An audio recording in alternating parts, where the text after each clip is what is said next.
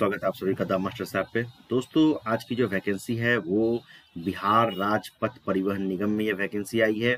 और ये वैकेंसी बहुत ही इम्पोर्टेंट वैकेंसी है, इसलिए कि इस वैकेंसी में आपको सीट भी ठीक ठाक है और सैलरी भी अच्छी है और एक आसान तरीके से आपको रिक्रूटमेंट भी मिलेगा। तो इस वैकेंसी में क्या क्या चीज़ें हैं, किन किन चीज़ों का ध्यान रखना है, किन पॉइंट्स को आपको ध्यान रखना है और किन पॉइंट्स के हिसाब से आप काम करेंगे, इन सारे चीज़ को हम लोग इस पूरे वैकेंसी में डिस्कस करेंगे। तो ये जो डिस्कशन है ये लास्ट तक आपको देखना है, इम्पॉर्टेंट चीज़ है। अगर आप वीडियो देख रहे हैं, अगर आपके लिए ये वैकेंसी एलिजिबल नहीं है आप, तो जो आपके दोस्त हैं, जो रिलेटिव्स हैं, जो फ्रेंड्स हैं, उन तक इस वीडियो को पहुंचाइए ताकि इसका लाभ वो उठा सके। ठीक है, तो चलिए वीडियो को स्टार्ट करते हैं। देखिए, ये वैकेंसी आई है बिहार राज्य पथ परिवहन निगम में। विज्ञापन संख्या यहाँ पे दिया हुआ है। आवश्यकता यहाँ पे लिखा गया है कि यहाँ पे टंकक कंप्यूटर यानी टाइपिस्ट इसको बोलते हैं, ठीक है, उसकी जरूरत है संविदा के आधार पे, यानी कि कॉन्ट्रैक्ट बेसिस पे ये है। सबसे पहले क्लियर कर दें, नियोजन हेतु उम्मीदवार से आवेदन पत्र आमंत्रित किया जाता है। नियोजन योगदान की तिथि 1 वर्ष के लिए ली जाएगी, मतलब कि आपकी जो बहाली होगी वो सिर्फ और सिर्फ 1 साल के लिए होगी। लेकिन अगर आपका काम उनको सेटिस्फैक्ट्री लगता है तो वो सेवा आपकी बढ़ाई जा सकती है।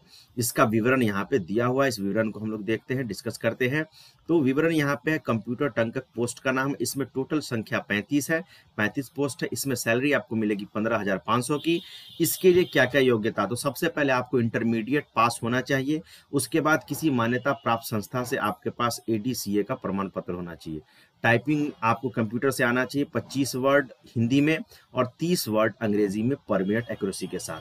पत्र एवं टिप्पणी प्रारूपण का ज्ञान होना चाहिए, मतलब कि जो लेटर है या जो भी चीज़ उसका आपको नॉलेज होना चाहिए। अगर 2 वर्षों का कार्य अनुभव, मतलब अगर आपके पास 2 साल का एक्सपीरियंस है बिहार राज्य पथ परिवहन निगम के में, अगर ऑलरेडी आप काम कर रहे थे, आपको संविदा से या किसी कारणवश हटा दिया गया था, अगर आपके पास वो अनुभव है तो आपको पहले प्राथमिकता दी जाएगी। अब इसमें बताया गया है कि जो कैंडिडेट्स हैं उन कैंडिडेट्स को क्या क्या डॉक्यूमेंट्स अपने साथ लेके जाना है। तो इसके लिए यहाँ पे दिया गया है कि आपको आवेदन पत्र, अपने बायोडाटा एवं जितने भी आपका प्रमाण पत्र है, मतलब जो भी आपका मार्कशीट है, सर्टिफिकेट्स हैं, जो ऊपर में बताया गया है, उन सबको 100 अभिप्रमाणित, मतलब कि सेल्फ अटेस्टेड, खुद से अटेस्टेड करके आपको रखना है।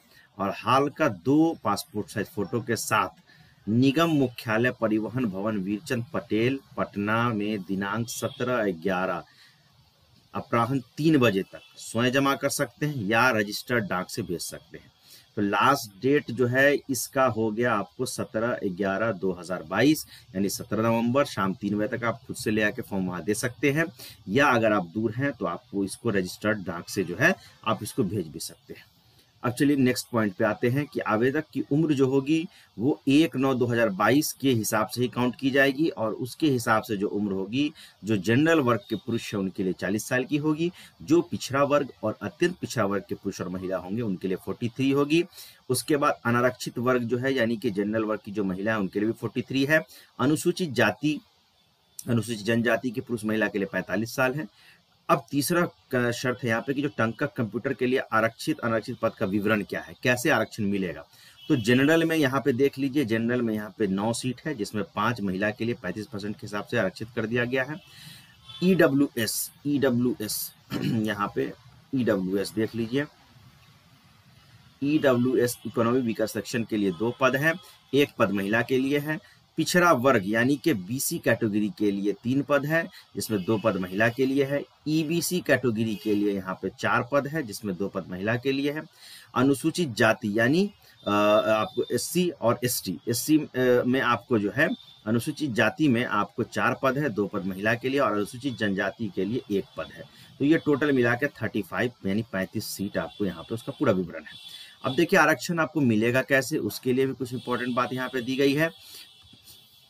अब देखिए, आरक्षित पद के लिए आरक्षित कोटि के अनुसार आय एवं परिसंपत्ति प्रमाण पत्र या क्रीमी लेयर जाति प्रमाण पत्र यानी कि NCL, ठीक है, non creamy layer certificate OBC का आपको बनाना होगा, या अगर आप SC ST समुदाय से हैं तो आपको बनाना होगा आपको जाति प्रमाण पत्र, ठीक है। अब देखिए, आवेदक के विरुद्ध माननीय न्यायालय और थाना में कोई आपराधिक वाद, निगरानी वाद, विभागीय कार्यवाही, आरोप लंबित नहीं होने के संबंध में नोटरी का शपथ पत्र आवेदन के साथ संलग्न करेंगे। आपको एक नोटरी बनाना होगा, कोर्ट में जाके वहां पे कोई लिखना होगा कि मेरे खिलाफ कोई भी कानूनी कार्रवाई नहीं की जा रही। छठा, कि आवेदकों से प्रमाण प्राप्त आवेदन पत्रों के जांच उपरांत चयनित उम्मीदवार को सिलेक्शन प्रोसेस हेतु बुलाया जाएगा। इसके लिए निगम द्वारा कोई यात्रा भत्ता दे नहीं होगा। अब सिलेक्शन प्रोसेस का क्या होगा, सिलेक्शन प्रोसेस कैसे होगा? तो सिलेक्शन प्रोसेस के लिए पहले कंप्यूटर बेस्ड टेस्ट आपको देना होगा, उसके बाद टाइपिंग टेस्ट देना होगा, उसके बाद इंटरव्यू होगा। इन 3 प्रोसेस से आप गुजरेंगे, तब आपका फाइनल सिलेक्शन होगा। ठीक है। अब देखिए, यहाँ पे दिया गया है कि सामान्य प्रशासन विभाग के संकल्प संख्या 963 दिनांक 20/1/2000 के अनुसार योग्य महिला उम्मीदवार अभ्यर्थियों की अनुपलब्धता की स्थिति में उसी भर्ती वर्ष में संगत कोटि आरक्षित या गैर आरक्षित पुरुष उम्मीदवार से पदों को भरा जा सकेगा। मतलब कि मान लीजिए कि अगर आपका जनरल में 6 सीट है, जनरल में 6 सीट है और महिला के लिए यानी फीमेल के लिए 2 सीट है, तो अगर मान लीजिए इसमें फीमेल नहीं मिलती है तो ये सीट पुरुष को दे दिया जाएगा, जो जिस कैटेगरी के होंगे उसी कैटेगरी वाले को 8 सीट हो जाएगा फिर। ठीक है। उसके बाद नियोजन हेतु चयनोपरांत आवेदकों के योगदान के समय असैनिक शल्य चिकित्सक सह मुख्य चिकित्सा पदाधिकारी निर्गत प्रमाण पत्र एवं सक्षम प्राधिकारी निर्गत चरित्र प्रमाण पत्र प्रस्तुत करना होगा। जब आपका ज्वाइनिंग मतलब आपका सिलेक्शन हो जाएगा, उसके बाद आपको सदर अस्पताल जाना होगा। वहाँ जो सिविल सर्जन होंगे उनसे आपको एक आवेदन पत्र आपको दिया जाएगा, उस पर आपको एक आपका हेल्थ सर्टिफिकेट बनाना पड़ेगा, स्वास्थ्य प्रमाण पत्र बनाना होगा और किसी सक्षम प्राधिकारी निर्गत चरित्र प्रमाण पत्र आपको प्रस्तुत करना होगा। थाना से भी बना सकते हैं, ब्लॉक से भी बना सकते हैं। ठीक है। लास्ट पॉइंट है, नियोजन पश्चात पदस्थापन बिहार राज्य के किसी भी कार्यस्थल पे हो सकती है। आपको कहीं भी बिहार में कहीं भी भेजा जा सकता है।